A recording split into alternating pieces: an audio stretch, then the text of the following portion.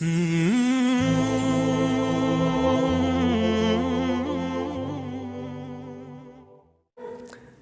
کر رہے ہیں لوگ یہ کام, تو یہ ہے تجسس. یہ اسلام میں کیا ہے؟ حرام ہے. ایک دفعہ کیا ہوا, ہمارے پڑوس میں نا کھڑکی کھلتی ہے, یعنی ہمارے مین گیٹ سے دوسری طرف, وہ ہماری کھڑکی نہیں, ان کی کھڑکی ہماری طرف کھلتی ہے, ہمارے گھر کی طرف نہیں, دروازے کی طرف.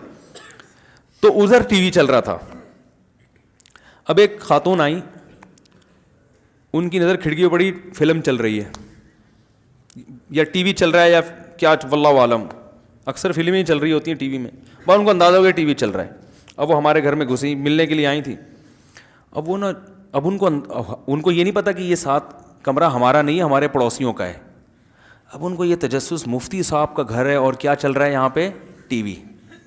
اب میرے گھر والے مجھے بتا رہے ہیں کہ ٹک کے بیٹھی نہیں ہے وہ, ان کو یہی فکر کہ یار وہ والے کمرے میں جاؤں جہاں, کہہ رہے ہیں ان کی ایکٹیویٹیز سے مجھے اندازہ ہو, کبھی یوں جا رہی ہیں, کبھی یوں جھانک رہی ہیں, کبھی یوں جھانک رہی ہیں, کبھی ایسے کر کے دیکھ رہی ہیں. تو ہمارے گھر والے کہتے ہیں مجھے اندازہ ہو گیا جو پڑوسیوں کا ٹی وی ہے نا, اس سے ان کو غلط فہمی ہو رہی ہے, اور کیونکہ کمرے ساتھ ملے ہوئے ہیں تو یہ سمجھ رہی ہیں کہ مفتی صاحب کے گھر میں ادھر ممبر پہ بیٹھ کے ٹی وی کے خلاف تقریریں کرتے ہیں اور گھر میں کیا چل رہا ہے, ٹی وی چل رہا ہے. تو گھر والوں نے بتا دیا کہ یہ جو آپ یوں کر رہی ہیں نا, یہ ان کا ٹی وی ہمارا نہیں ہے, دوبارہ جا کے اچھی طرح سے دیکھ لیں, ایسا نہ ہو وہاں جا کے خبریں پھیلانے. تو بھائی اگر آپ کو گھر میں بلائے چائے کے لیے, چائے پیو, پتلی گلی سے نکلو, آپ جھانک جھانک کے یوں کرنا, یوں کرنا, یوں کرنا, کتنی گھٹیا حرکت ہے.